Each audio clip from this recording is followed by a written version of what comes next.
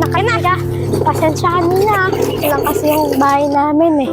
Tara, dito muna tayo, magkwentuhan muna tayo.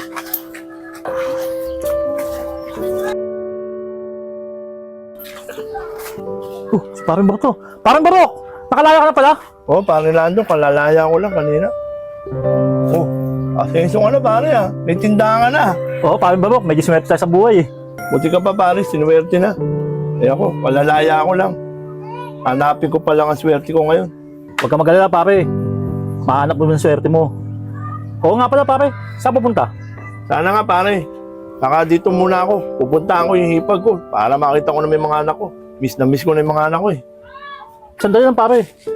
Oo nga pala no pare no. Wala ka pang balita sa mga anak mo no. Oh, pare bakit?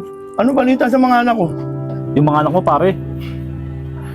Pinalas ang hipag mo pare. Puro gasmas ha. Tita Michelle, parang awa niyo na po. Huwag niyo na po kami palayansin. Wala po kami matutulugan. Magsalisa kayo. Yung nanay niyo matagal nang wala. At yung tatay niyo matagal na nakakulong yun. Hindi na makakalaya yun. Magsalisa kayo. Oh, Tita Michelle. Awang-awa nga ako sa mga anak mo pare. Pag-alagala na lang. Wala akong magawa eh. Kasi may pa ako nun eh. Yung mga anak mo pare. Wala na akong balita. Wala nang katindahan ako. O nga pala pare. Saan ka pupunta? Sa hipag mo. Wala na ang hipag mo dyan. Umuwi na silang probinsya.